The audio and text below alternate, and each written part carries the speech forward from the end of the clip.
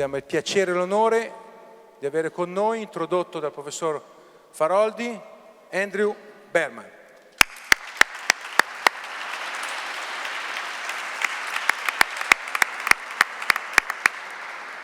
Un doppio ringraziamento al Comune di Mantova che ci ospita, l'Ordine degli Architetti di Mantova e di Verona, il Consiglio Nazionale dell'Ordine, agli architetti qui intervenuti, ai cittadini tutti, agli studenti evidentemente, al professor Faroldi, prorettore del Politecnico di Milano, che ci ha tenuto a essere qui con noi per Mantova Architettura, ci aveva già fatto l'onore della visita durante l'inaugurazione al Palazzo Ducale, alla mostra inaugurata a Palazzo Ducale, che vi consiglio di andare a vedere o tornare a vedere. È qui con noi per introdurre non solamente l'opera dell'architetto, ma anche, penso, lo spazio.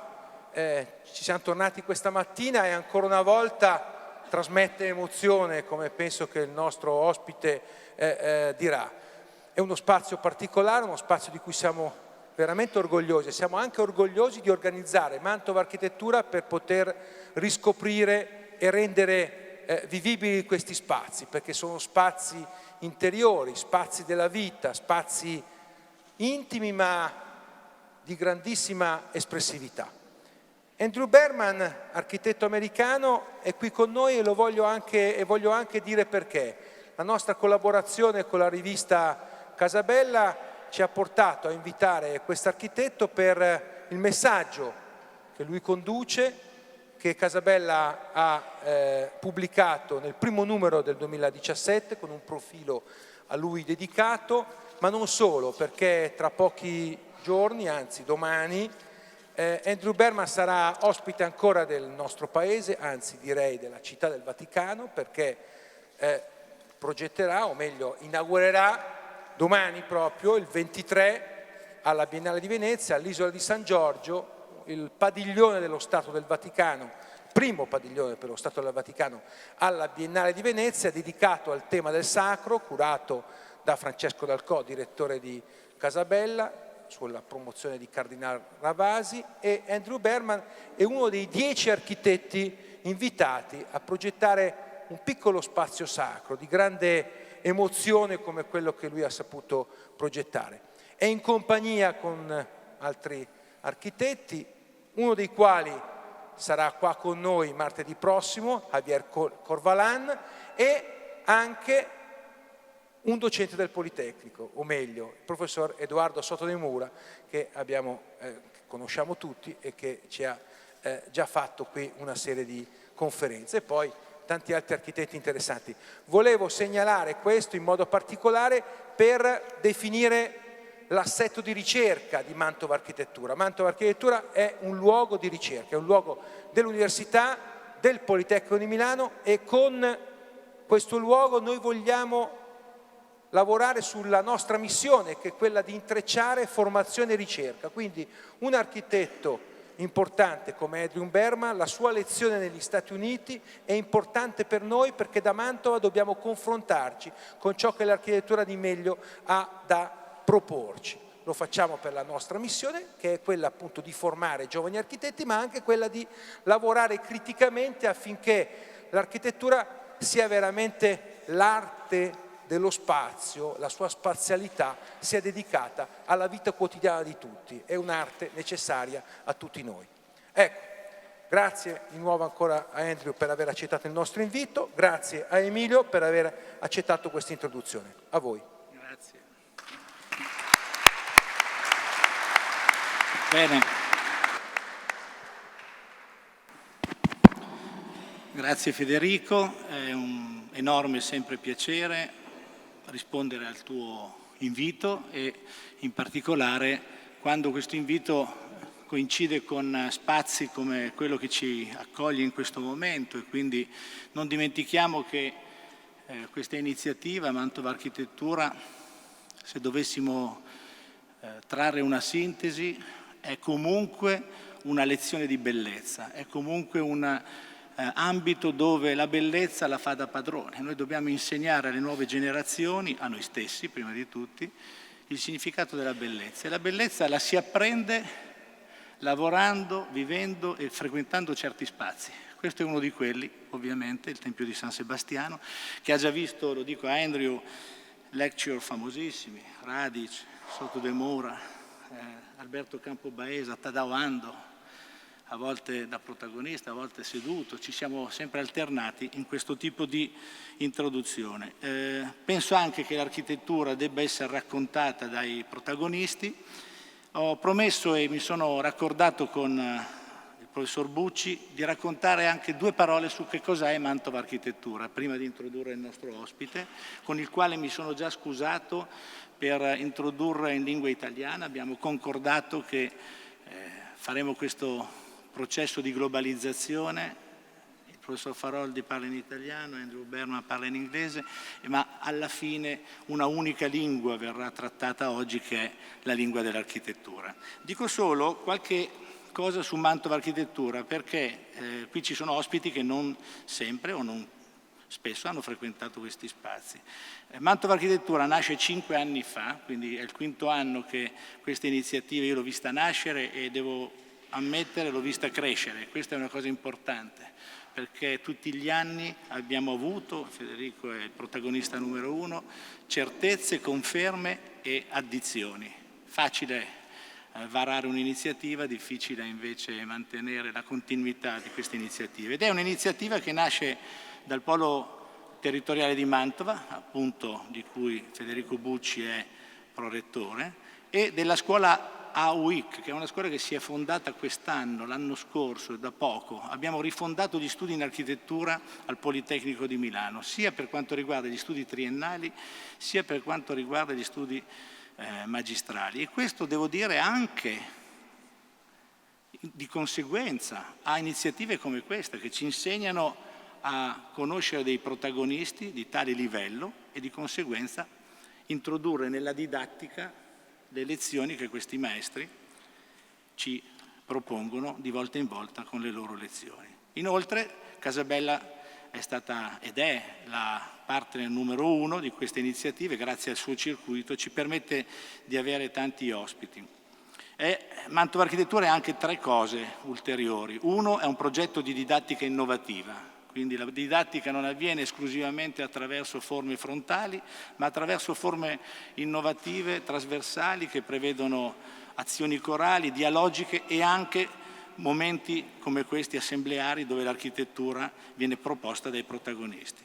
Inoltre è un programma di formazione continua, perché ogni anno attraverso queste lezioni gli architetti, locali e non, continuano la loro formazione. Noi sappiamo che diventare architetti è facile, ma continuare a essere bravi architetti è una missione che si persegue anche frequentando gli esempi altrui. L'altra cosa è che è una proposta di ambienti ovviamente multidisciplinari che sono uniti da una cattedra UNESCO che ovviamente fa da cappello a questa iniziativa.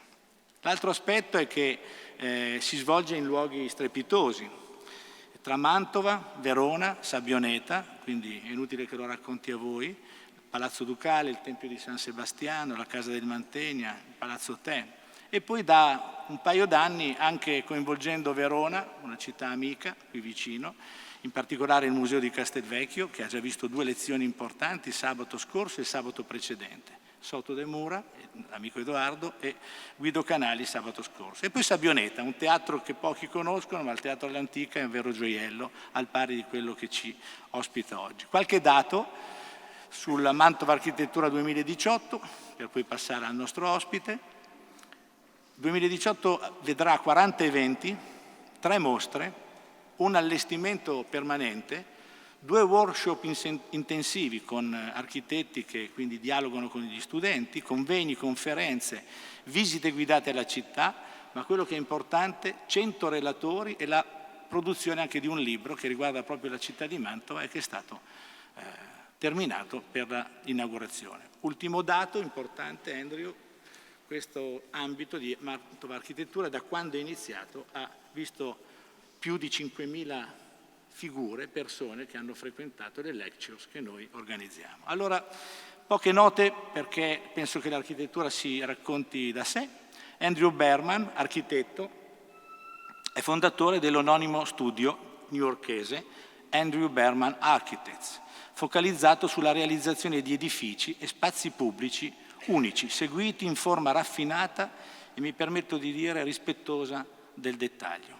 Citando alcuni passaggi, ho navigato dentro al tuo sito, alla tua biografia, ho cercato alcune note del tuo lavoro. Dal 1995 ha avuto modo di cimentarsi su una vasta gamma di progetti, alle differenti scale e per diverse tipologie di clienti, pubblici, privati e interlocutori istituzionali. Ogni lavoro viene da Berman affrontato secondo i suoi termini unici, l'unicità del progetto, accompagnano da un intenso impegno dialogico con il cliente e nel rapporto stretto con il luogo, attingendo alla nutrita gamma di esperienze della pratica progettuale e della costruzione. Lo studio lavora in modo corale e trasversale, dalle fasi della progettazione concettuale alla costruzione dell'opera, al fine di garantire la massima sintonia tra atto ideativo e momento costruttivo. Il lavoro, per Berman, definisce spazi e strutture progettati per risolvere programmi e temi complessi, collocati in siti altrettanto ricchi di energia. Come ci ha tenuto a ribadire il nostro amico Edoardo Sotodemura, l'architettura nasce per risolvere un problema, non per crearlo. Ogni progetto nasce da un luogo e per il luogo si fonda e adesso è finalizzato. Ogni opera rappresenta il committente che la promuove. Questo rapporto tra principe e architetto è nell'opera di Berman molto presente, un approccio anglosassone che penso oggi ci verrà proiettato attraverso anche l'esito, ma più che altro attraverso il metodo di lavoro. La costruzione dell'edificio è intrinseca al suo significato e alla sua presenza, tradotta dalla tecnica in idea che si materializza. I materiali si animano attraverso il supporto, anch'esso materico, della luce, acquisendo carattere nel trascorrere del tempo, il loro uso e un piacevole e naturale invecchiamento. Dalla sua fondazione nel 1995 a oggi lo studio, ho letto, ha ottenuto numerosi riconoscimenti, premi e menzioni. Come ha già detto il prorettore Bucci, Marco Biagi e George Windeck hanno firmato 2 articoli nel 2014 e nel 2017 che ci hanno permesso, attraverso le pagine di Casabella, di conoscere l'opera di questo architetto d'oltreoceano. Ma io penso che nulla di meglio che chiedere a Berman stesso di mostrarci la sua accattivante architettura. So che parla bene l'italiano, ma ospitale bisogna essere, quindi dear Andrew, I pass you the microphone. Thank you for your kind presence and thank you for your joining us in your professional world and in your fascinating architecture. So I will be there to hear from you. Thank you very much for your lecture.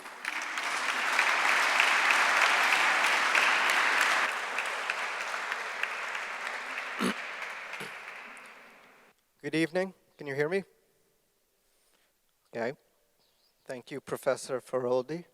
Thank you, Professor Bucci, for this kind invitation. It's a great honor to be here tonight.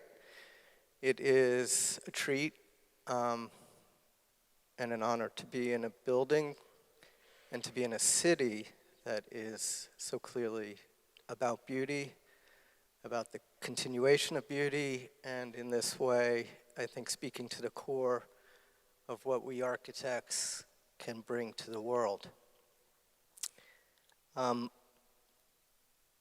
Tonight, I'm going to first start with just a brief introduction of who I am, where I'm from, and what I am particularly aware of as my interests, because I think all of these things become very much a part of the work that I do. I work out of this cast iron building. I work in a small team, very much in the atmosphere of a studio. I work very tightly, very closely with every project, with every client, and most importantly, with every place where I work. And in this way, I consider myself very much a local architect. I'm a local architect, of course, to my locality, New York City, but I'm also a local architect, I hope, wherever I go. So this is where I work. Lower Manhattan, it is incredibly dense. It is incredibly aggressive. It is very close to the Brooklyn Bridge, World Trade Center, Wall Street.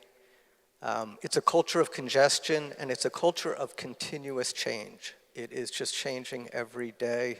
And I know that when I go back to New York City in a week, I'm going to see a couple buildings gone, and I'm going to see a couple buildings that have changed since I've left. So it's in that context that I work. I'm going to start, before I show a few pieces of my own work, of showing some photographs and some artwork that are important to me and I think help to explain some of the thinking that goes into the work. Art is very much an integral part of my experience of living in New York City. It's one of the great opportunities of living in New York City is that we're surrounded by art and artists. But more than that, I feel that art is a way of seeing the world and really getting to what I consider certain truths in the world. Maybe most of New York City is very raw.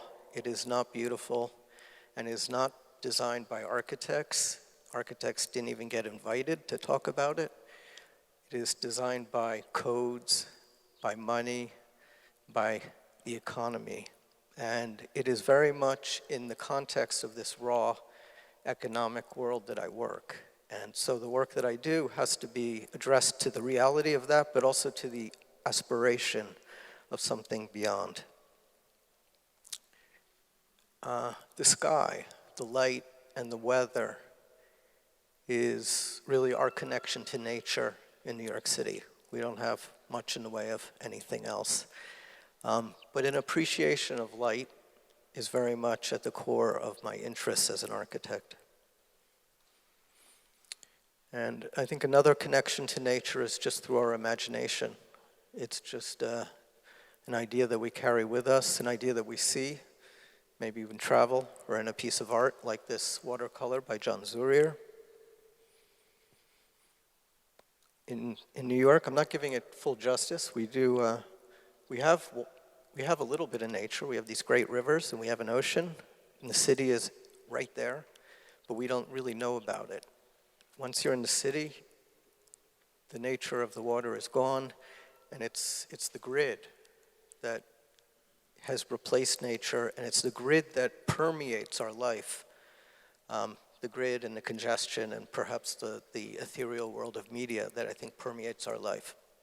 This is an artwork by Saul Lewitt. Working in New York City, we work, I guess, like anywhere, we work with space. We work with the space between places, the space between buildings, the space between walls. This is a drawing by Robert Moskowitz, who has a studio right around the corner from me. I want to mention that geometry, I feel, is incredibly important. Geometry and proportions. And part of the thrill of being here today and being in Italy is it's such a beautiful reminder of the power of geometry. And geometry, such as in this watercolor by the artist Susan Fracon, I believe you can take a simple geometry and you can distort it, you can make it personal, you can make it unique, you can make it your own. Another lesson, this isn't a good reproduction, but something about working in the city is feeling that, in a sense, everything exists already, and that's a good thing, and that we can work with what's existing, we can learn from it, and we can find new ways of engaging with it. This is a watercolor by James Bishop. Our city, New York City, is made up of buildings that really haven't been designed, per se. Architects don't have names on them for the most part. They're regular buildings, but the best of them are phenomenal. And a building such as this, cast iron building, is modern in its thought, it's modern in its fabrication. It's today a modern building in its thought and its fabrication. And in this way, it's a great teacher of what it is to be able to build in a city. I hope in our work that we can build with such finesse and with such elegance. I'm very interested in time and how time and weather and use can impact a place, how materials change by being out in the world. This is Villa Adriana, Roma, and this is a photograph by a photographer, John Riddy. And perhaps most of all, I wish to work with a very intimate sense of place, as I said in the beginning. This is a photograph by the artist Robert Rauschenberg. This is downtown New York. This is essentially what I see out the window of my apartment. And it just speaks to me of a place, and it's a place that I hope to add to. And this is a photograph of downtown Soho. And here you can see these dancers. This is a dance piece by Trisha Brown.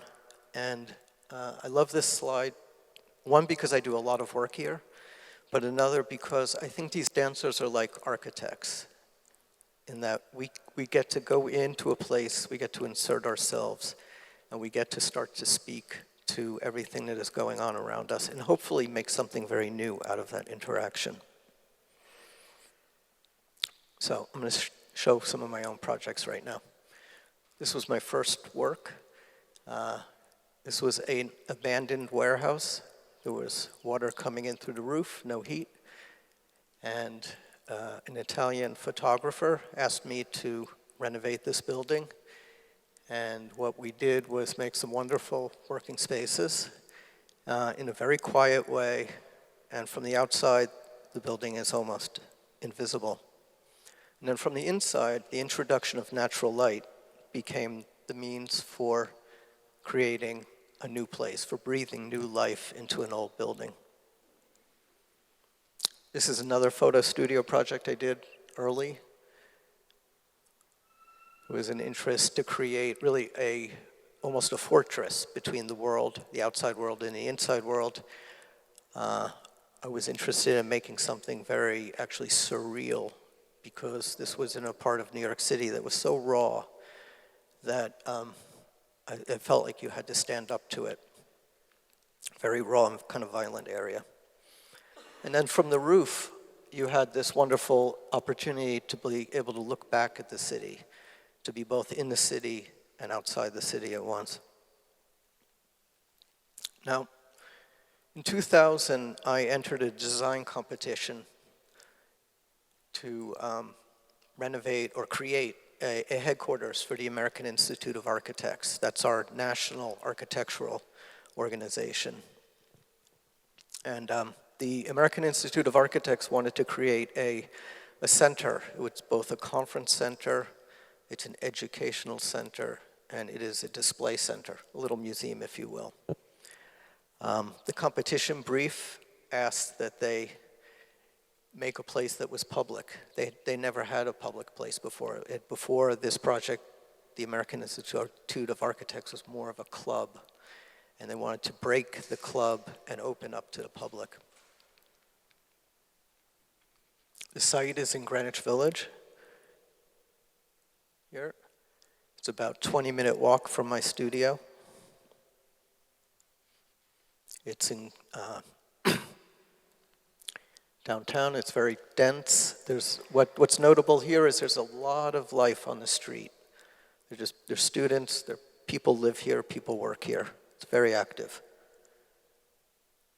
The ground floor, it was an old store, kind of shabby, and then 2 basement levels that were dark, no light, and really unusable.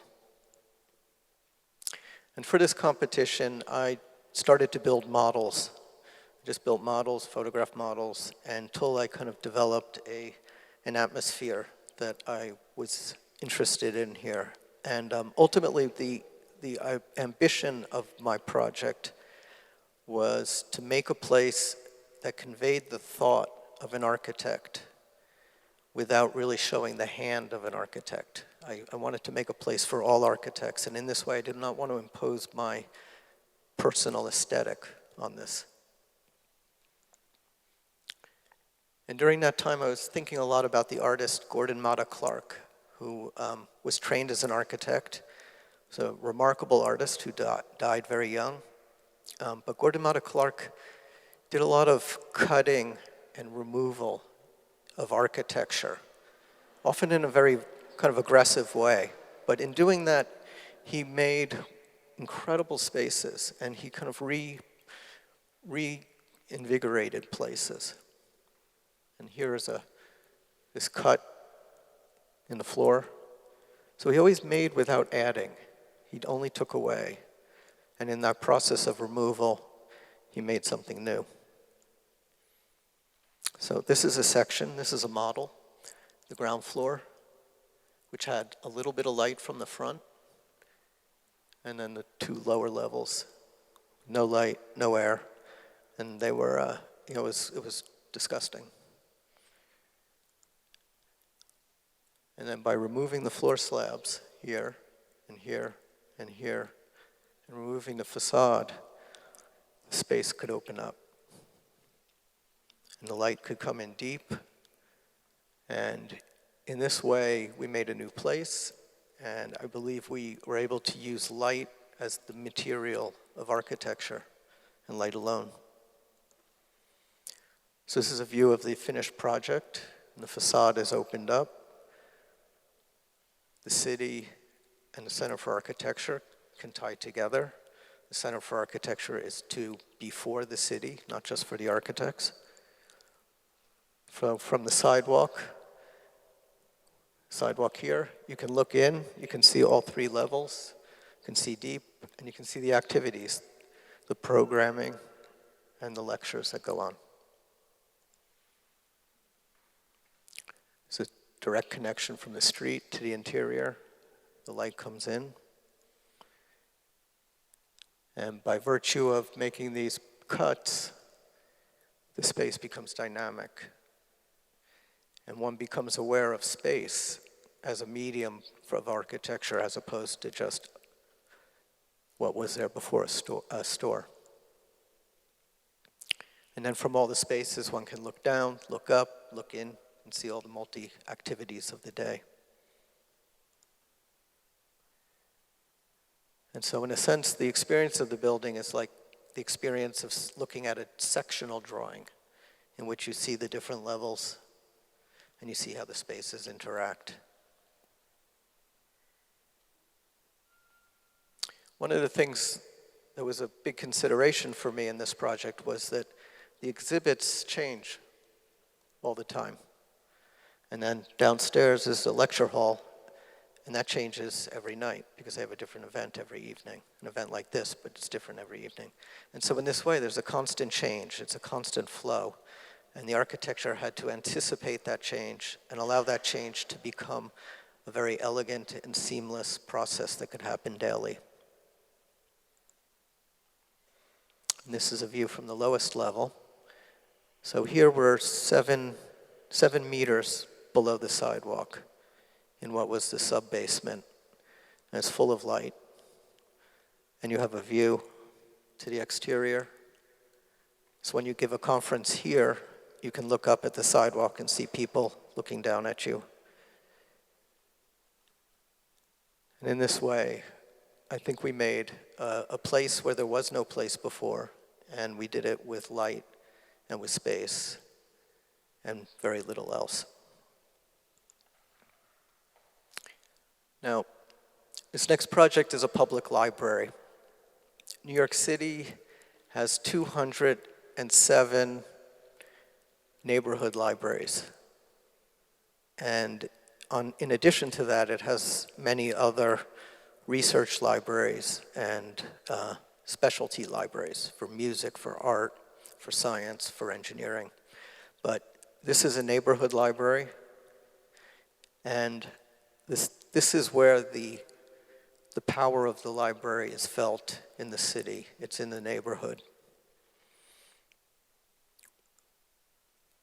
This project is here in Staten Island. This is an island. This is Manhattan. It's 20 kilometers. There's a ferry that goes back and forth. That's the library here. It's on New York Harbor. This neighborhood is a waterfront neighborhood. It used to have the Navy. It used to have shipbuilding. It used to have a lot of industry. And now it really has nothing.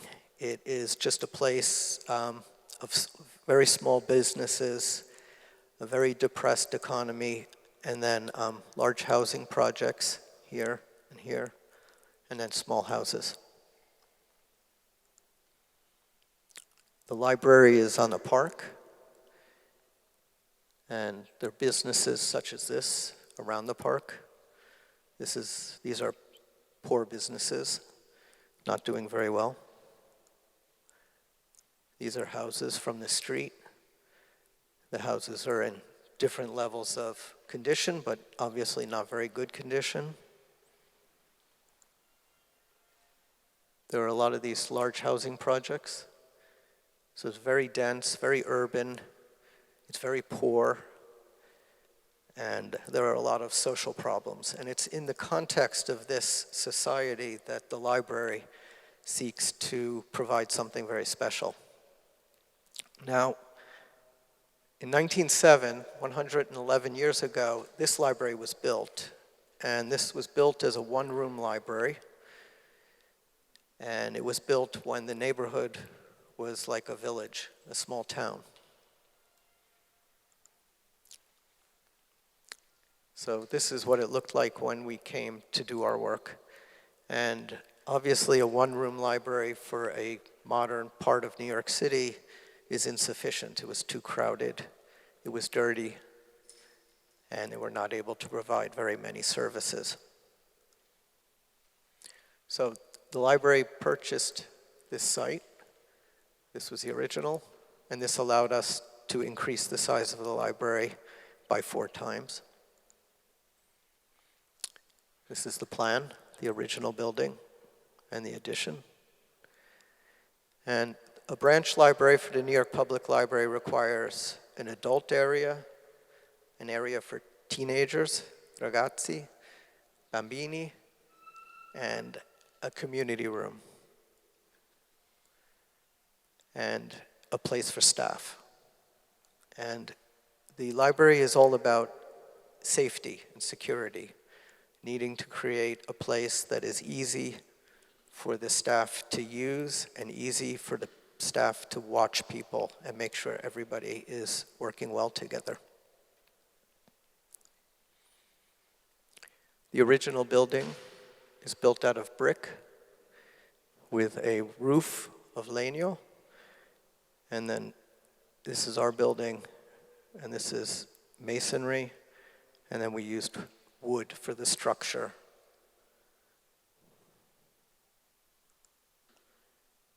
This is a photograph of the construction.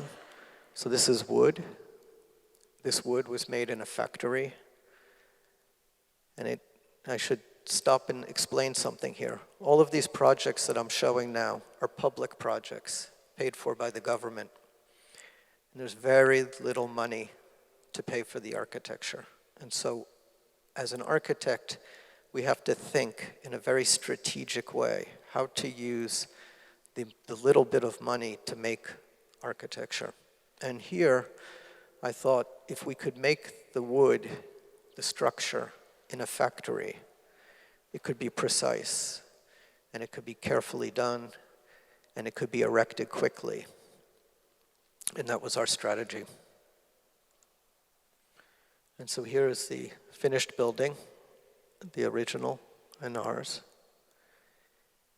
I wanted old and new to be separate, but old and new to be one together as well. Something very important to me in the design was for the library to be transparent and for the library to say, I am open, you can come in to the people. Most of the people in this neighborhood did not know they had a library and did not know that the library was free, and it was a very important thing for the architecture to express the availability of this building to the people. I wanted here for the structure to become the atmosphere of the architecture. This is a detail. This is the wood, aluminum, capturing the glass. And each material is very separate, but they come together in a kind of autonomous manner. So here's a view of the interior at the entryway. So something very important here is that there's one roof, and everything is under one roof. So every space is part of the same space. And then this central core here separates the adults, the teenagers, the entryway, and then the children are behind. Another important issue here is daylight, to bring light in from all sides and from above. So the atmosphere of the library is about light, and it changes during the day, and it's warm, and it's comfortable. So before the library opens, there are people standing outside waiting to get in. There are many people who spend the entire day here. All of these people are using the computers at the library because they don't have computers at home and because they don't have internet at home. So the library is this opportunity for people to connect as well as to take out books and have a warm place to sit.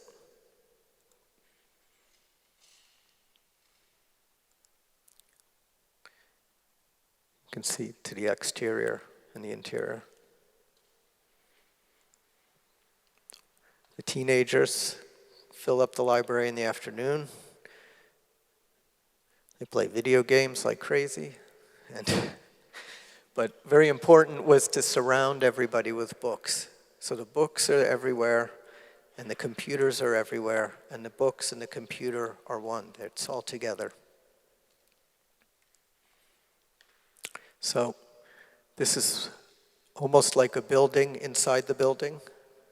And this building has a community room, has a place for staff and bathrooms and storage. And then up here is all the mechanical. And one of the architectural issues in all of our architecture is how to bring mechanical systems into architecture in an elegant way. So I generally don't want to see too much mechanical. Here it's all hidden, and all of the heating is in the floor. So the floor is warm, it makes the building very comfortable, and it's invisible. And this is part of a strategy to create a comfortable place so that the building can feel like somebody's special home. Community room. This space is flexible, it's changing every day. You can see from inside to outside, the slope of the street. So the building cuts into the hill. In this room, they will have lectures, classes, art spaces, music, yoga classes. Then the children's room. So in this renovation, we took the original library, the neoclassical building, and we made a children's room out of it. And in this way, the small one-room library becomes a grand space for the little children. It's very well used. So like I said, the library is transparent. People can see in. You can see your friends. You can see your family. You can see your neighbors. You can see the books. You can see the computers. It's all very available. It's all for the public.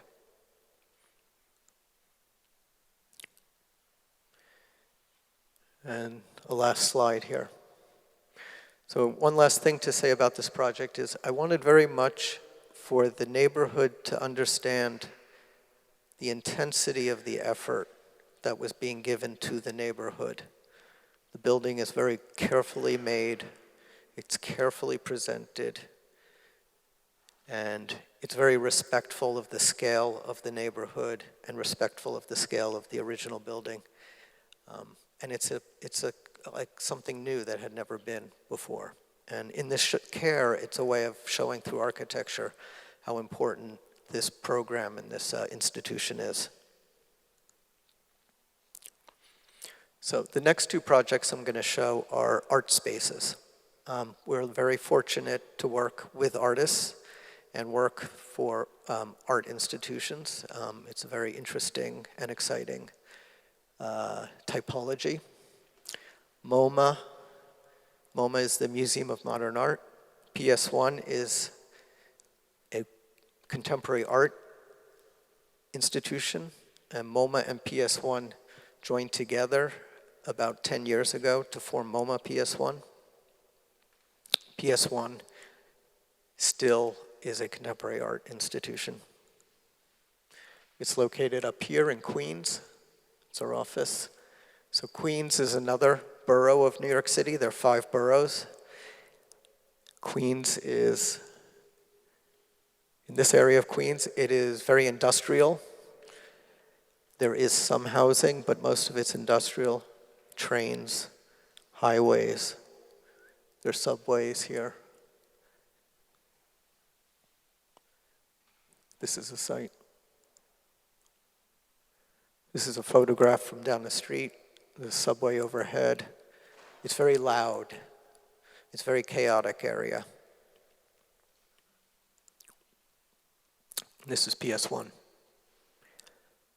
So PS1 was built in 1885 as a school.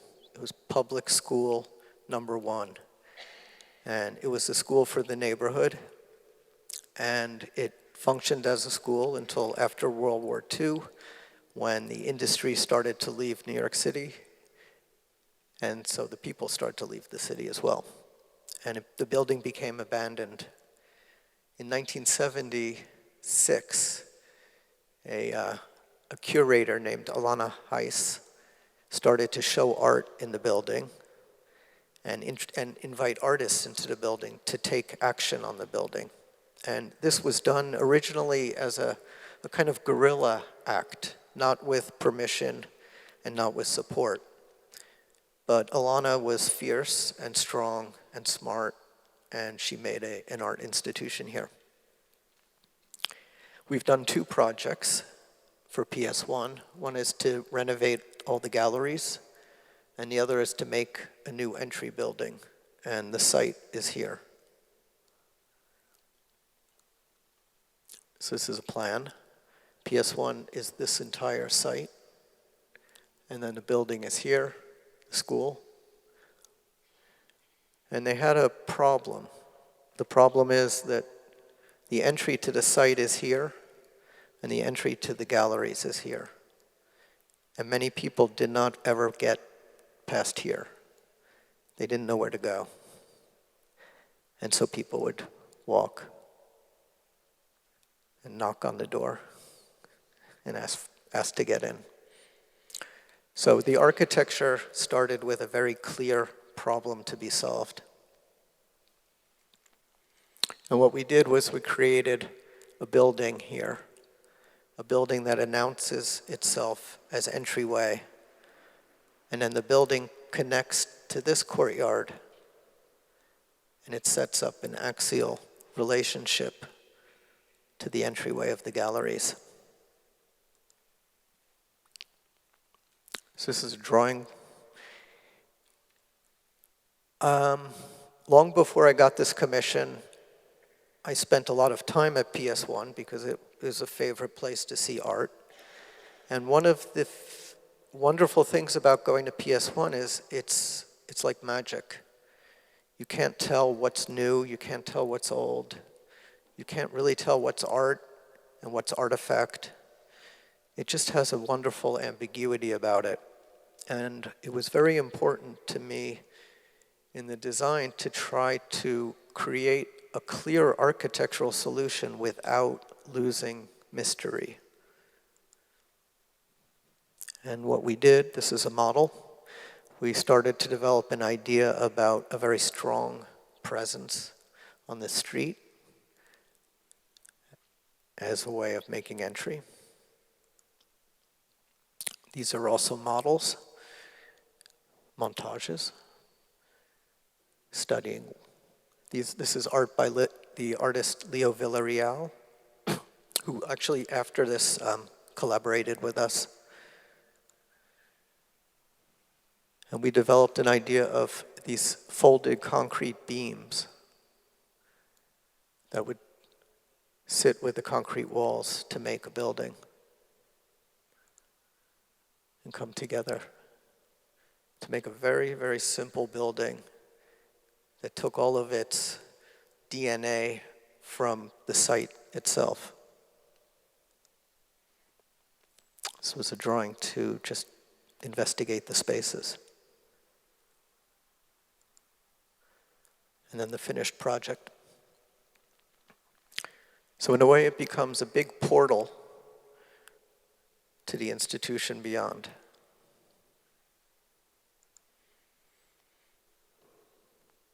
We designed these doors. This is about 4 meters. They're very big. On a normal day, people use these doors. But then the big doors on the side can all open up, and the space can become like a galleria where you can just pass right through. Because in the summertime, they have concerts every Saturday and every Sunday, and it becomes like a festival, a mob scene.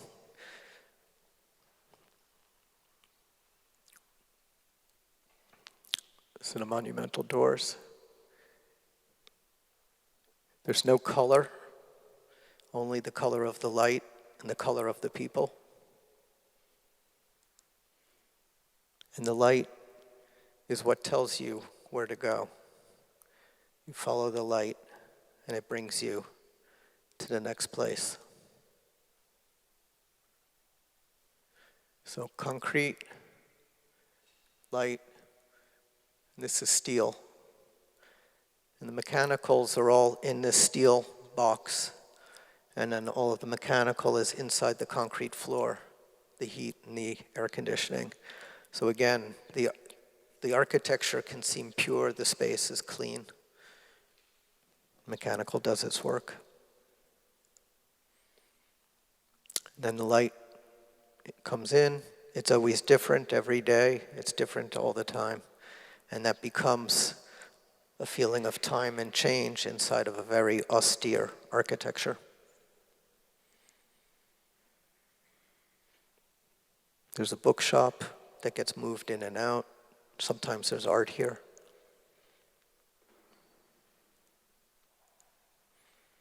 And then this is the interior set of doors that face the museum.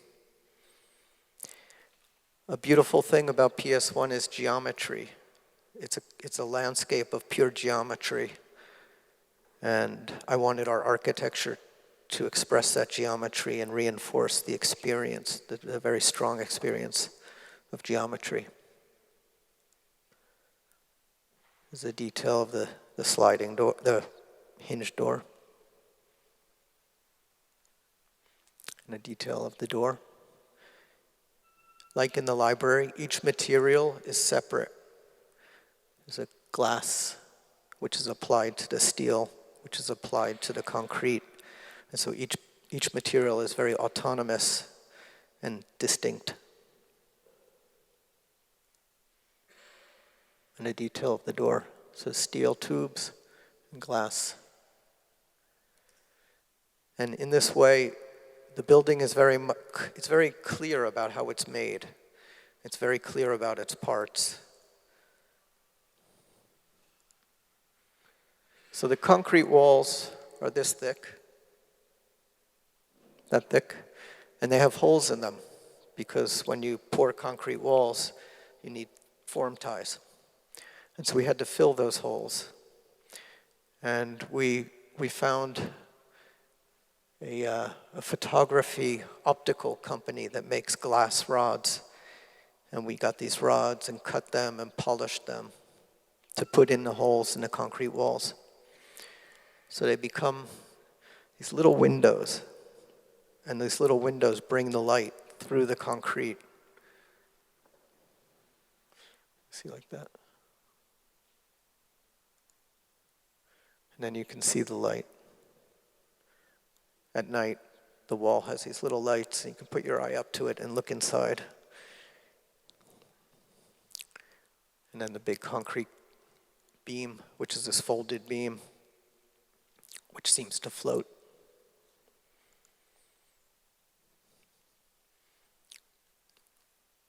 So in this way, we made a building that invites. It says, come in, it announces itself, but then it doesn't tell you all that much more. And so I hope the mystery is still there of what PS1 is and what it offers. This next project is also for art. It's called the Sculpture Center. It is a Kunsthal in Long Island City, also in Queens. It is close to PS1. PS1, Sculpture Center, about 10-minute walk from each other. Another photograph from the neighborhood. This incredible infrastructure, trains in the sky, this geometry colliding. It's very chaotic, it's very industrial, it's very raw. This is the building.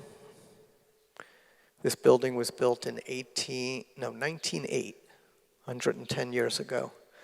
And it was built for the repair of trains. And there were train tracks that went inside the building so that trains could come in and be worked on. And the Sculpture Center bought the building about 20 years ago. They did a very little renovation to get in and then ran out of money. And then I won a competition to actually work with them to develop something new. So here on the left is a plan of the building. And then this is an empty lot. And the entryway was through the lot, and you walked in and you were in the big space, and it was it. And so it's a very simple situation, and it put a lot of limits upon what the Sculpture Center could do with art and with programming. In our plan, we built a building here, which is 2 stories, the ground floor and below. And we cut out a wall here and connected through. We put in a stair and an elevator. We created a courtyard here. This is a street, and a courtyard here. So a courtyard for entry and a courtyard for art. This is a model. I was interested here in only showing one move, one material. This is steel, Corten steel. The steel is 5 meters tall from here to here. That's the new building. This is new doors.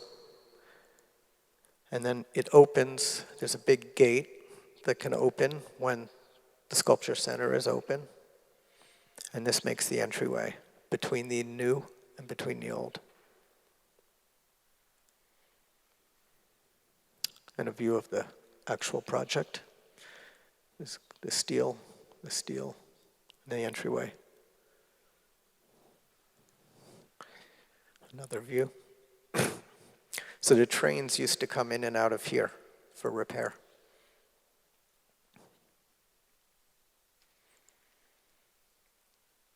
The steel. It's incredible material, really beautiful. It's changing always in the light and in the weather. And one of my concerns in this project was to use materials as raw materials, as if we hadn't done anything to them, as if we had just gotten them from the mill or from wherever they were made, and we put them up. I wanted the building to suggest that it was made in a very direct manner, just as much of the art that is shown here is made, and some of the art is made for the building. So here's a view from the entry courtyard, the entryway, and then the art courtyard beyond.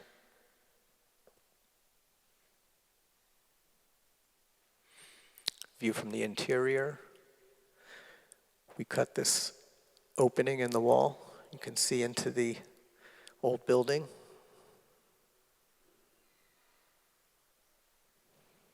So this is the ground floor plan. This is that cut. So it allows passage like that.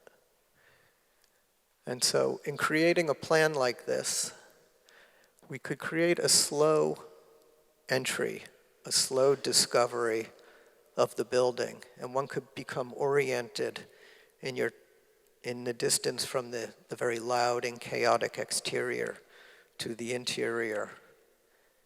And in that way be prepared for the art experience. And then this is the basement plan. And this was not accessible before because there were no stairs and there was no elevator. And these are incredible spaces, these vaulted spaces, and they were a product of the industrial past. And so by putting in an elevator and the stairs, we could connect through here and get downstairs here and allow the space to be used for galleries. This section, you could come down like this in each one of these gallery spaces, and then a big gallery here.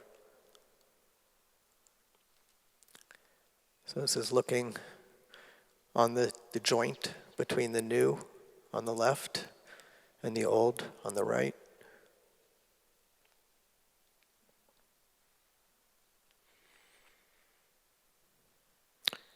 This was the cut through the brick wall to allow that connection.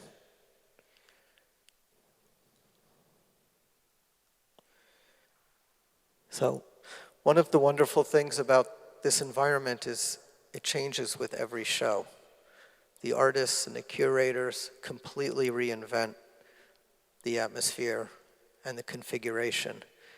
And so I should say that the project came out of a very close collaboration with the curators and with the director of the museum, so we could understand as architects what was involved in the running of the museum, and we could anticipate the use that needed to be accommodated spatially.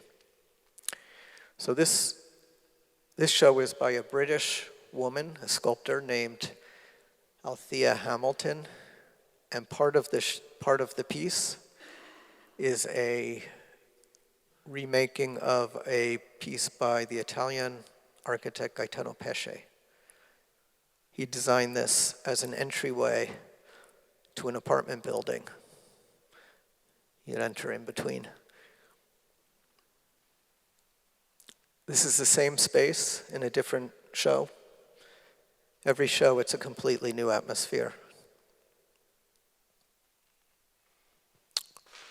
This is a view from the old to the new. By removing the brick, we could expose the steel, and you could really feel it and come right up to the structure.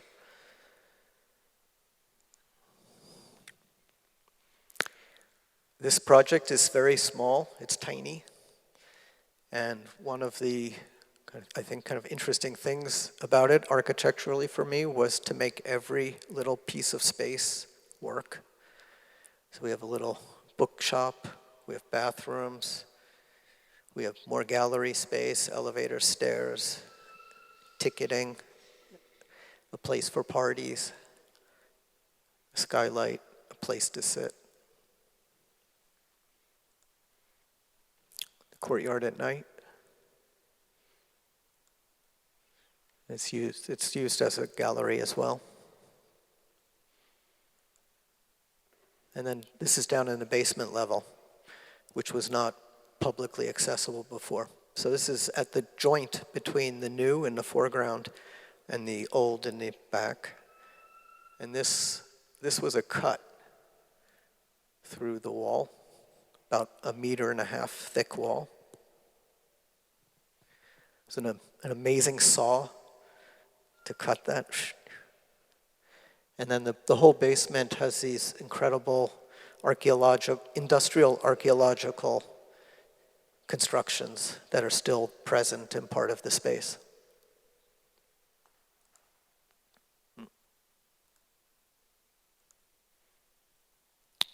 So this is the same space with some art in it.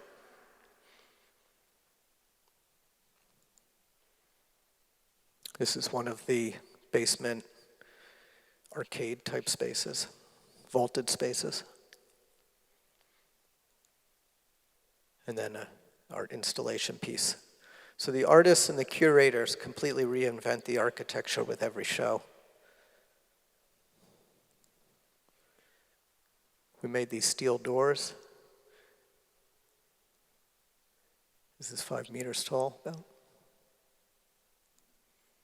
And from the outside. So the doors can open up, you can bring art in, but also they can open up and then the museum and the street can join together for special events. In the evening. There. So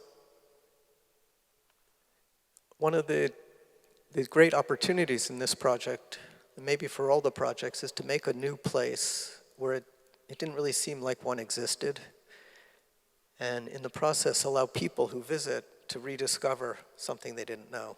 So this is a part of New York City that most people don't get to, don't understand, and are not familiar with. And the building and the architecture become a way to introduce and bring people in. And by extension, the new architecture here becomes a way of giving new life and new ability to the original architecture. The original building was perfect for its first use as a train repair shop, and it was perfect for a gallery, but it was terrible as a museum. And we had to make everything else in order to make that great gallery also a good museum. So this next project is also for sculpture, but this is a private project. Barry X. Ball is an active sculptor. He has this is in Brooklyn now. So PS1 is up here, Sculpture Center's up here, Brooklyn. It's in a neighborhood called Greenpoint. It's also a manufacturing area. This is all manufacturing. This is the East River, oil tanks. And then this is a big residential neighborhood. This neighborhood was for workers, for the people who worked in the manufacturing. And as they get old, they leave, and young people move in. But this is all manufacturing still. This is across the street from the site. This is what it looked like 2 weeks ago. And then this is what it looks like from the roof of our project. Oil tanks, the East River, and that's Lower Manhattan, the World Trade Center. This is the site. So our client purchased 4 lots, 1, 2, 3, 4.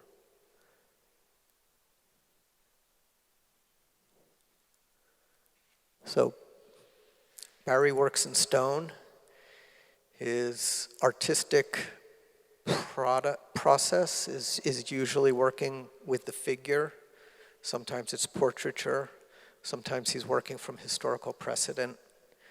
He has a very complicated workflow in which he starts with digital imaging, and then he takes these blocks of stone, which are about 20,000 kilograms, and he collects these from around the world. This piece is from Mexico. And then they have to be cut on a giant saw. It's called a Pellegrini. And then they go into a lathe, maybe, water jet, and then the finished piece. What I didn't show here are the people. The people work on these sculptures for thousands of hours. It's an insanely labor-intensive process. And the raw industry part of it is the beginning, and the people part is at the end. And the project that we designed was to allow for the whole process of the making of the sculpture from beginning to end to be in one place. Right now, Barry makes his sculptures half in Italy and half in different parts of the United States, and Brooklyn just for the end. So this project is to bring everything under one roof. This is before, empty lot, building, empty lot. This was a terrible building. I recommended that this building be taken down and we start over, but I didn't win. But this is what we made. So we joined the new building to the old building, and we created this process so you could come in. It's a courtyard. This is a big work hall, workrooms, metal, wood, photography, packaging, and upstairs is for digital, all digital imaging. So the process starts with digital, it starts clean, then it becomes very industrial, very dirty, very wet, and then it finishes very clean. And so this architecture supports that whole flow. This is the finished project. I was interested in working with the vernacular of manufacturing. I wanted to make something that felt like it was a new life for the neighborhood, not an alien life for the neighborhood. I thought it was important to give some transparency to the building so that this special new life of the building could be shared. It could be understood from the outside that something wonderful was happening. This crane slides back and forth. These doors open up completely so that trucks can come in and out. This is the interior. It's another crane that slides back and forth.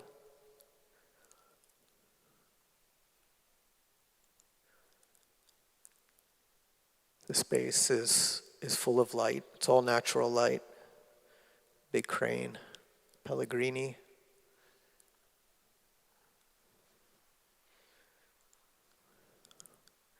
The doors can completely open up so that the materials can come in and out.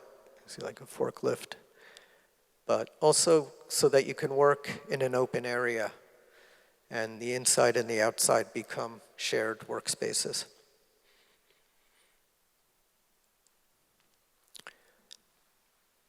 Each space has daylight and artificial light, and the artists can choose which light is best. This sculpture is at Castello Sforzesco now, at an exhibition. This client also has a show at Fondazione Panza of Varese adesso.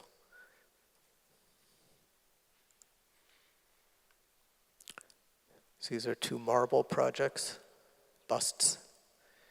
This is based on a sculpture that is in Venice, Venezia.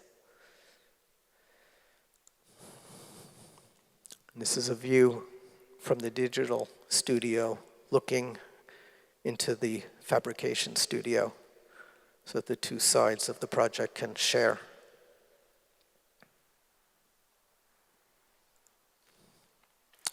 Another view at night. So this project started with very functional concerns, very specific functional cost work concerns. But ultimately, it was an opportunity to create an architecture that spoke about the wonderful potential of making that I thought could elevate the fact that people are dedicating their lives to make something. And here it's art, other cases maybe it's something more prosaic, but nonetheless, something to celebrate the kind of dedication it takes to learn a craft and to stick with it and to make something out of it at the end. Also very important was to give something to the neighborhood. industrial architecture tends to be as basic as possible and also very not giving back to the street. And this was an opportunity to make something that gave back to the neighborhood.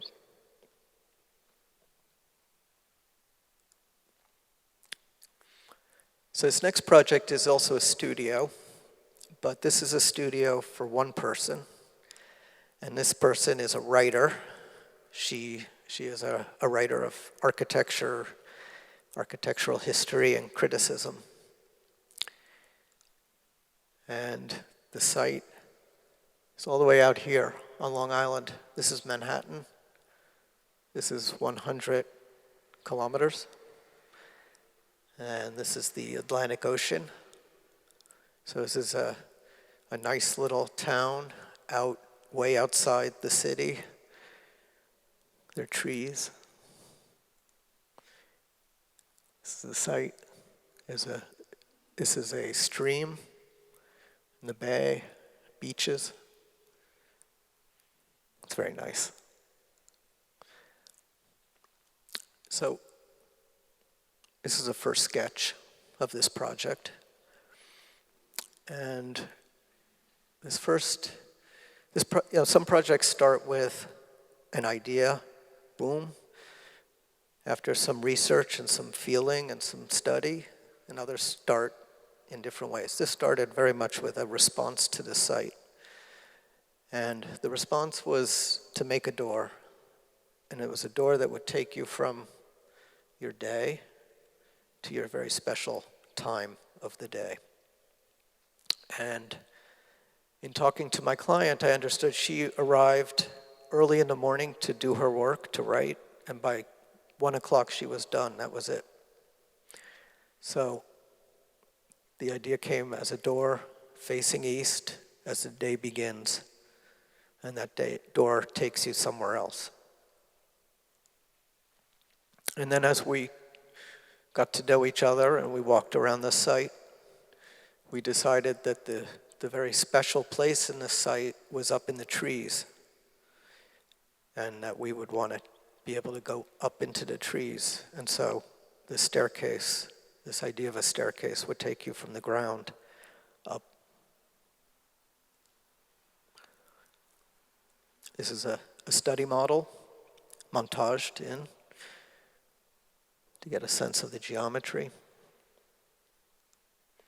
Another model, a site model, to show the building, the woods, the water. And this is open. And then the studio. So all one sees of the building as you might pass it, or even as my client would arrive, is the door. It's just the door and the trees, and the rest of the building is somehow not really understood.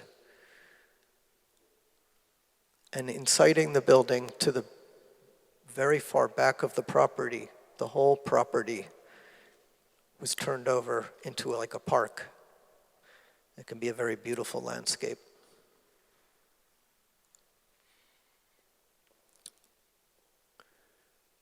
It's a very simple geometry, but it's not very clear geometry. The scale is not very clear.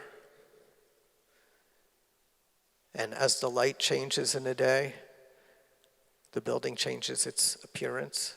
It can change. It can appear radically different light, different time. So the building has 3 main openings: the door facing east, and a very large window facing west, and a skylight that lets in the zenithal light.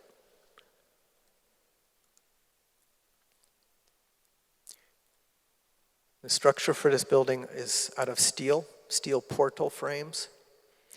And these were made in a shop nearby, in a metal shop, and they were brought to the site in a truck, and then they were erected in 2 days.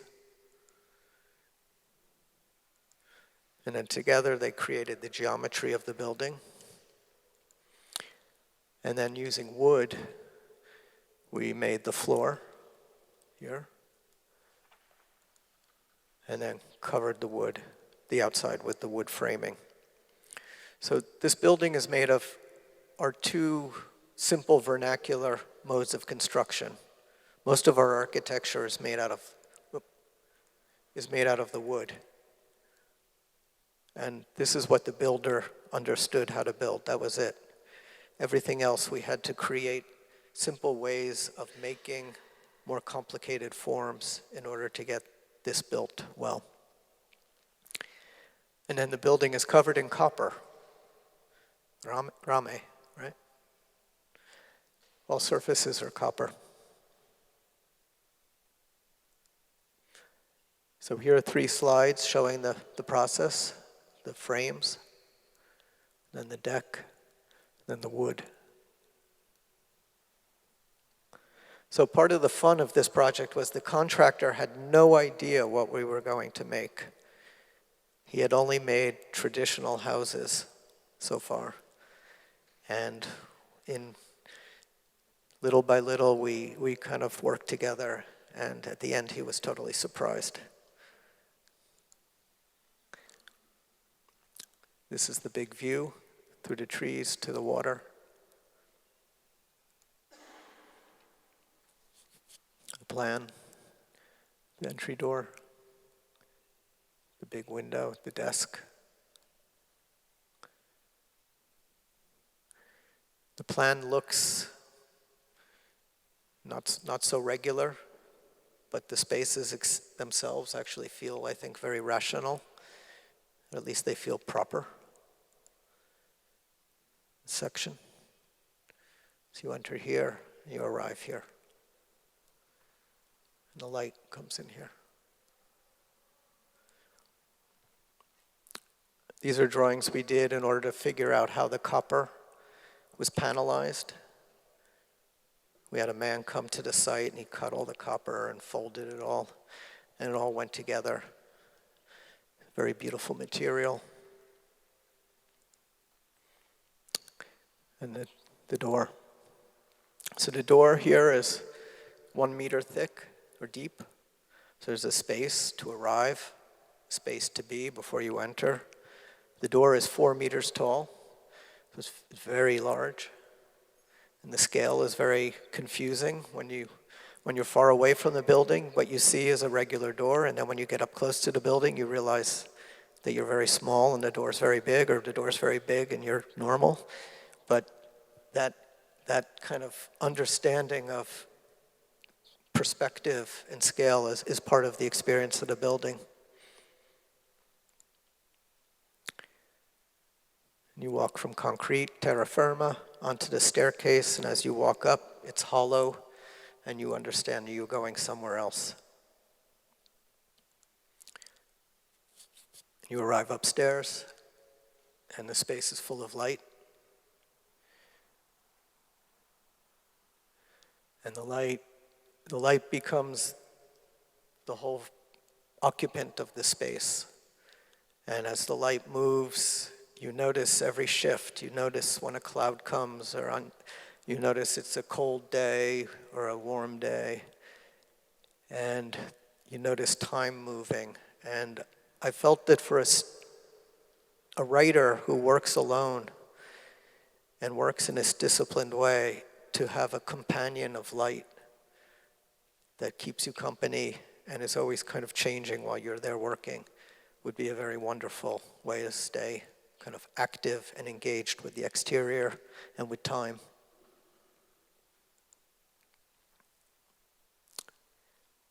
And then there was a concern for comfort, make a space comfortable, to give the space scale,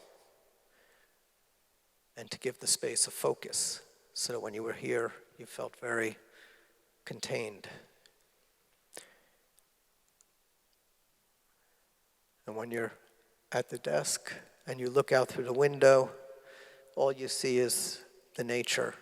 The architecture is off outside your field of vision.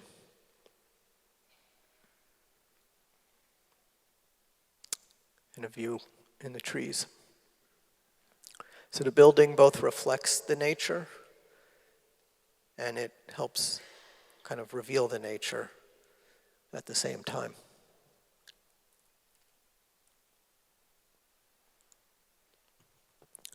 So, this next project is a residence, a house. It is in Maine. Maine is a state. So this is New York City.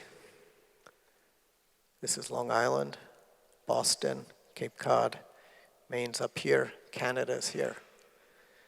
This is 650 kilometers from New York City. It's a world away. This is far away, conceptually. And it's a very, very beautiful place. It's on an island. There are hundreds of islands off the coast of Maine.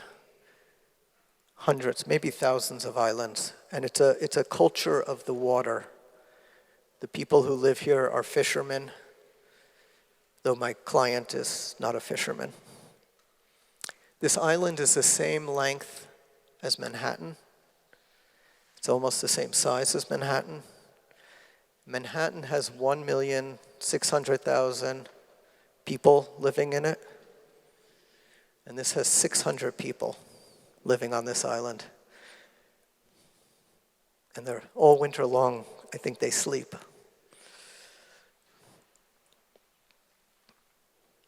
This is a view of the site. So this is looking trees, coast, out to the water. And this is the mainland out there. One of the incredible aspects of this site is the water level comes up and down 4 meters in 12 hours. So when it goes up and down 4 meters, that means the shoreline is coming in and out, and the whole understanding of the place changes as the water comes up and comes down. It even sounds different as the water comes up and comes down. The weather is wild here. So in the winter, it's really winter.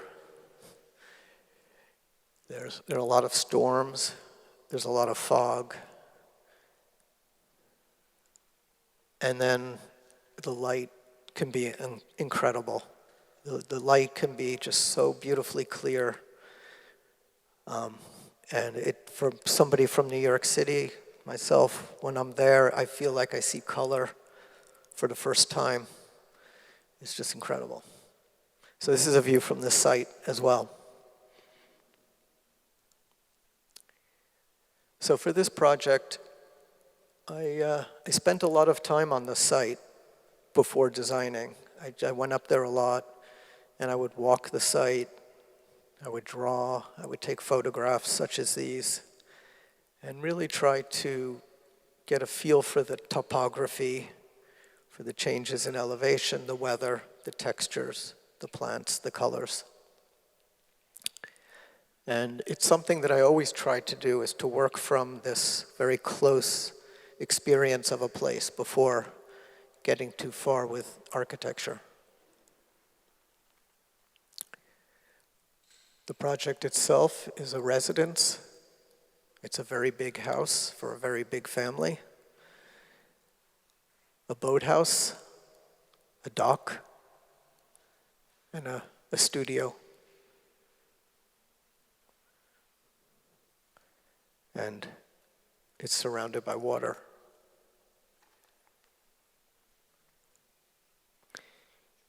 And a view of the house on the coast.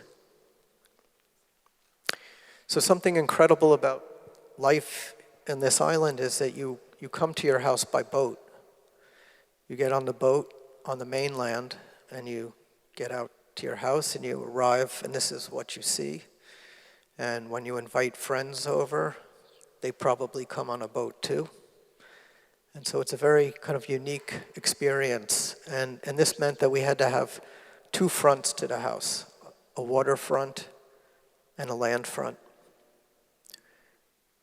And in the waterfront, I wanted very much to not disturb the nature of the coastline. This is the approach from land. The house sits across a meadow, and there are trees, and then the water on the other side.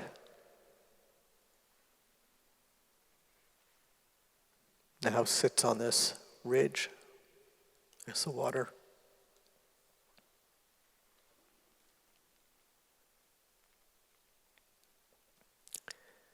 The house negotiates the topography, which starts high and comes low.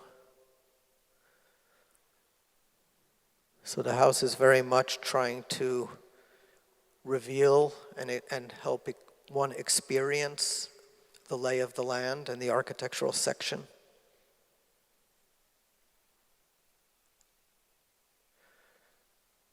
The materials were determined for use based on showing working well with the colors of the site, working well with the texture of the site, both by being similar or being very different.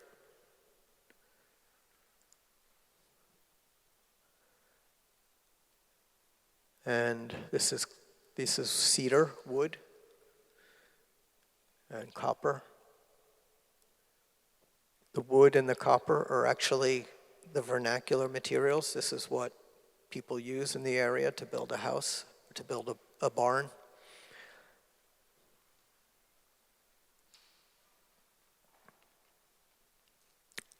The house was very carefully sited so that it ties in with the landscape.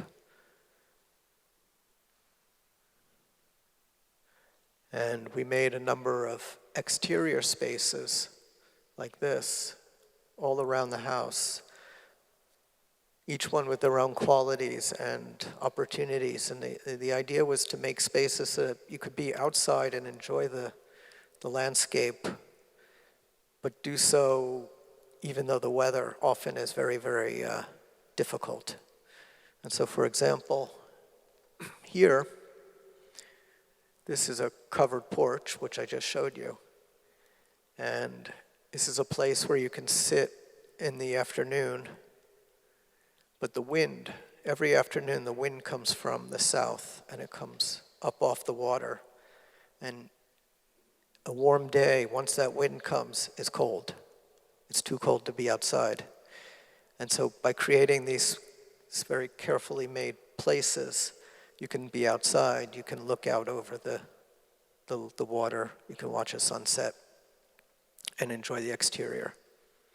So this was one of the kind of main ideas I wanted to bring to the house as a way of really engaging with the landscape and allowing my clients to enjoy the outside as much as possible, even though the weather is so kind of harsh and fickle. The interior of the house is completely about the slope of the land. And so we have a series of staircases that follow the slope of the land. And as you move through the house, you're always kind of as if you're just walking on the site before the house was there.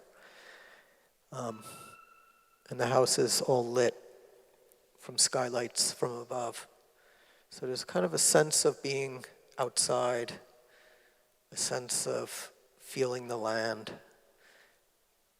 in every kind of act of the domestic life. This is upstairs. All the bedrooms are behind their doors. So all the doors form one wall of wood. And in a way, they're secret. In a way, all the rooms are equal.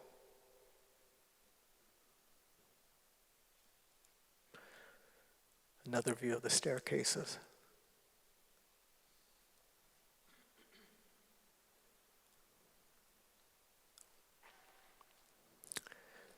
And then each of the rooms has its own special view. The room has a large fireplace, which is a a nod to a very special fireplace in Sweden.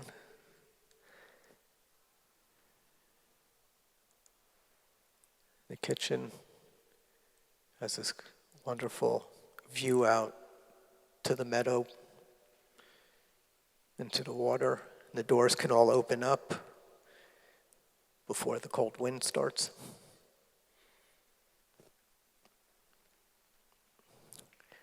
In the night. So that the house starts on the land, and then by here, where you have the kitchen, you're up above the land and you're floating above.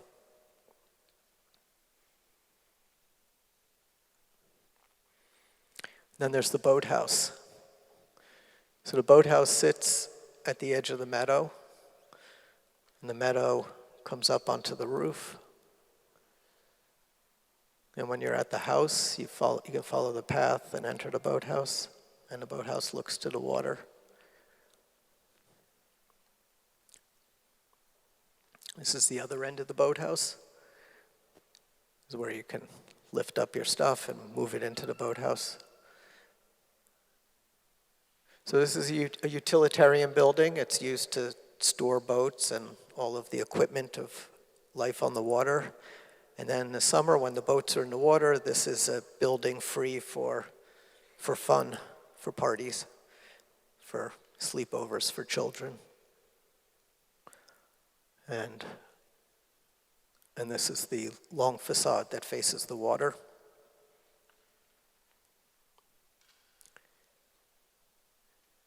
And then the doors open up, and the boathouse goes from a very closed box to a very open building.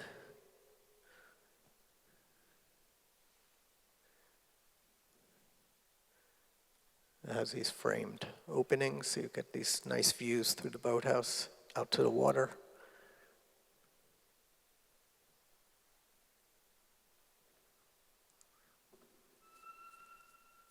Another view of the boathouse.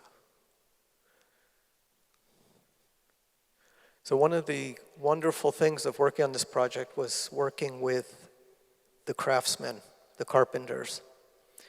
They were unbelievable, just unbelievable. And they all got on a boat on the mainland at 5:30 in the morning in the dark, and would come together, work all day, and then leave at night in the dark. And these men, they really wanted to work because there's not a lot of work up here, and they knew how to work. And part of that was because a lot of them built boats.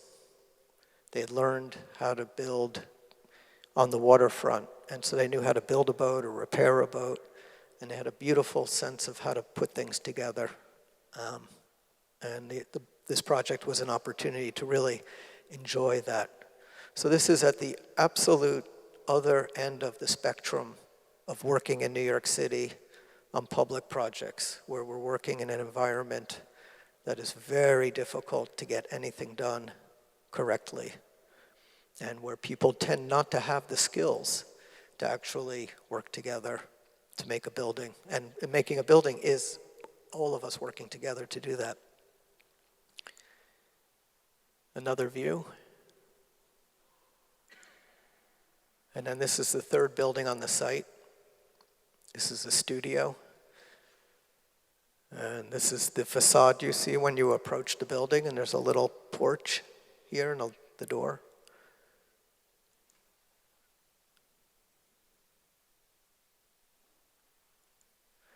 And then the building has a long porch facing the water. So the building is very it's very closed, and then it opens up.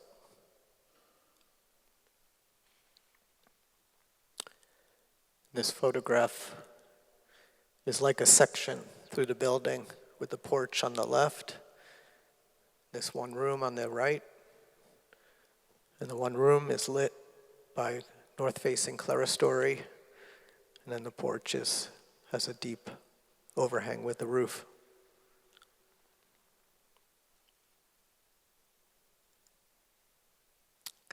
And the last photograph from this project. So the architecture was thought of here, obviously, to make a place, to make a home, but beyond that, to try to make the conditions for our clients to really engage with the land and the water, with the horizon, with the weather, and make that experience very much part of their enjoyment of being here.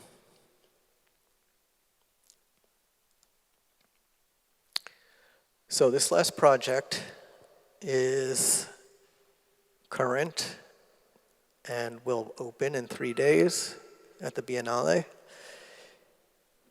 And I'm going to just show you not the project itself, but just some of our preliminary work that went into it. So this year, the Vatican has decided to have an installation. They were participating in the Biennale. They had done it once before. This was their second time, but this is a real kind of big step up. And they invited 10 architects to design 10 separate chapels. Each chapel is supposed to be a very small structure. Each chapel is to hold a Bible. And that's all we were told. It was a very beautiful transmission of a program to the architects.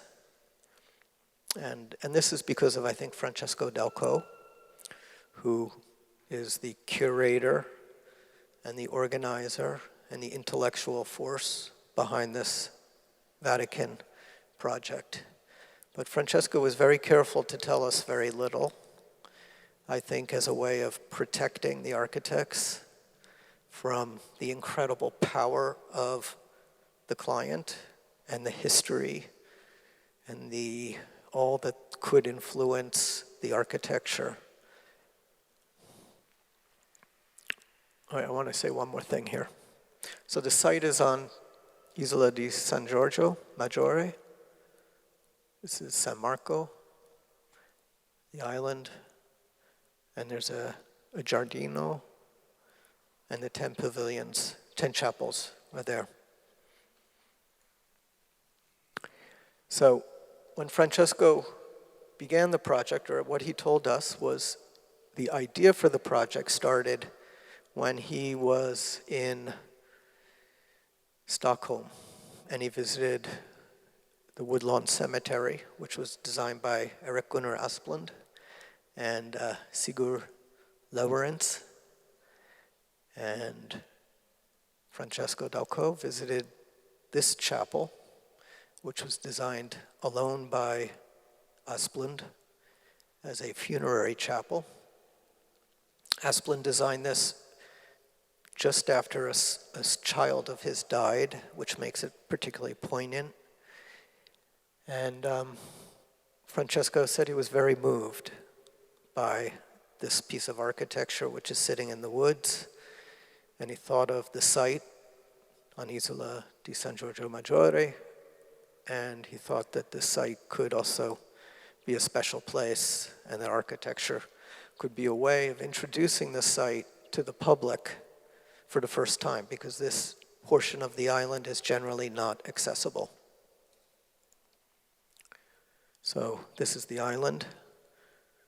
This is Chiesa San Giorgio Maggiore by Andrea Palladio.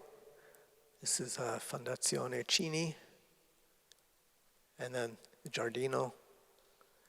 And this is where all of the 10 chapels are located.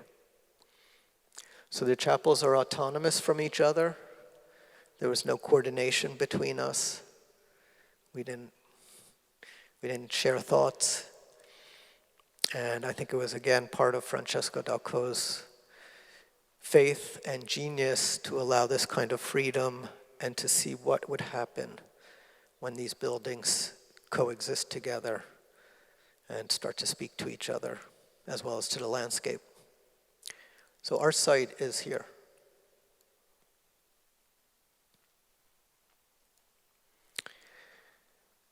And I started with an idea of wanting to make a place to congregate, and that place would be outside, and that place would not be about entry at all.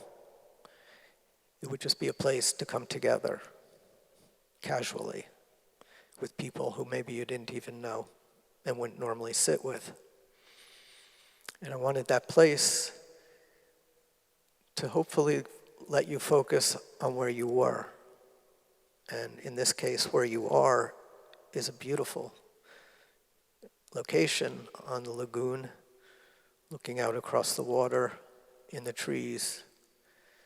And I thought it was a wonderful opportunity to reflect on a place, on beauty, a culture that has pursued beauty for a very long time.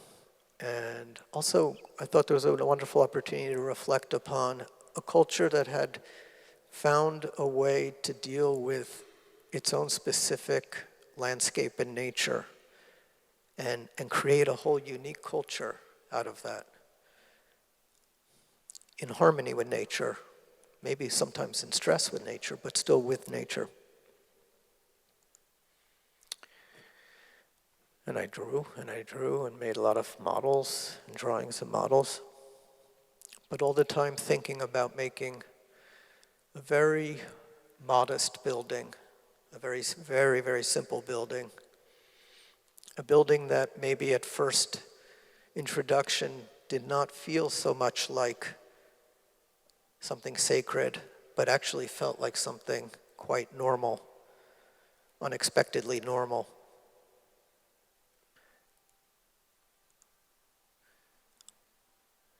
And then it started to get form and went through some variations and got pure form. These are models. Primarily I work in models. And in the model we make every piece, so we see the construction and we understand the scale. There's a section through the model. And the model became an opportunity to study light, to see how the roof could provide shelter for a porch, but let light in. So there's a place to sit outside, to look out to the view. There's a place to sit out inside, sheltered with light, to read, to think.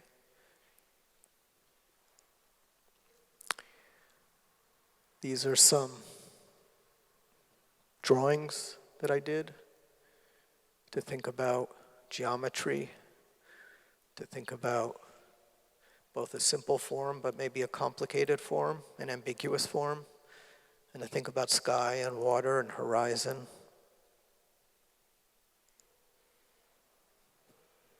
This is a view of the model. So this is all built out of wood. And it's built using the most simple way we can build in North America. I wanted to work from what I knew. Since these 10 architects are from all over the world, I thought, might be interesting to represent my hemisphere by using the construction method that we use, but to use the most humble construction method that we have, the construction method that men with hammers and a truck used to just make a barn, to make a shed, and to not rely upon any of the kind of difficulties of craft, the specialty of craft. As much as I would like to have, I thought it was maybe a challenge, an appropriate challenge to work with this very simple idea of construction. This is a plan. There's the covered porch, the bench. About 6 people, 6 or 8 can sit here to look out. And then this is inside, and the light comes in above.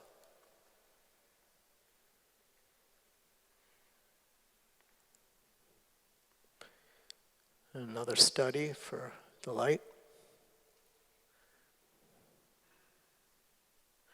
We built a lot of models to try to study the light, to see what would happen.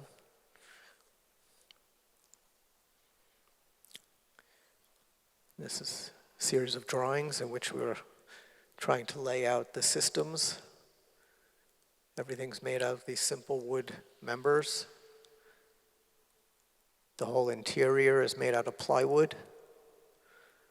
The whole exterior is made out of polycarbonate, which is a translucent industrial sheathing material. It was very difficult working from New York on a project in Italy and not knowing what was going on and not being able to talk every day with the builder. And so part of the strategy was to make something that we could, I thought, give and understand. The builder seemed very good. Fingers crossed. Here's a view of the model.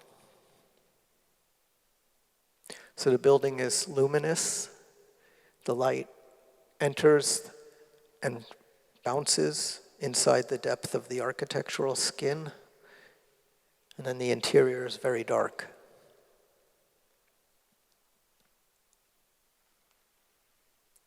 A montage in the site looking out to the water.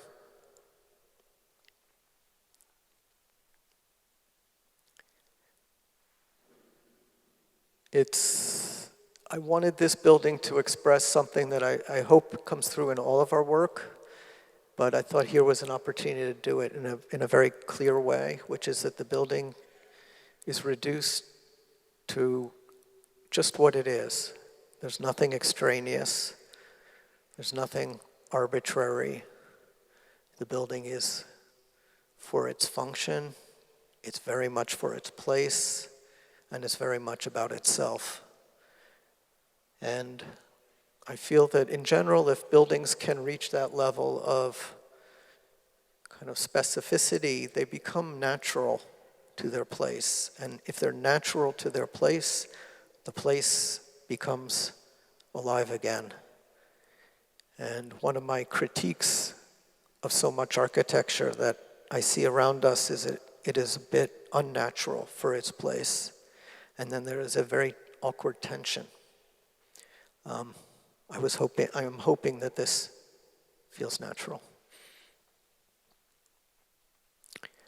And then a last image, a view across the laguna, the chapel.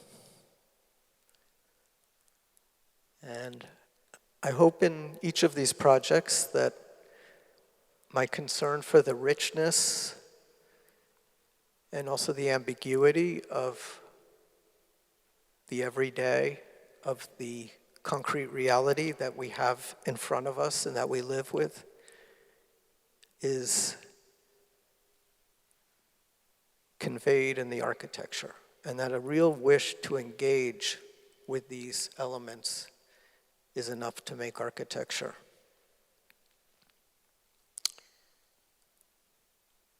And I'd like to just end by quoting an architect from Portugal. I didn't know you would be here, but an architect who, when I found his photographs in old black and white books, I thought that this was maybe the most amazing thing I'd ever seen, Álvaro Siza. And I read long ago something that Siza wrote long ago that stuck with me, and I realized that it's something that I think about all the time, so I want to share it here as a closing. And he said, "And today we have to discover the magic strangeness, the special nature of obvious things. E oggi dobbiamo riscoprire la magica stranezza, la singolarità delle cose evidenti." Grazie.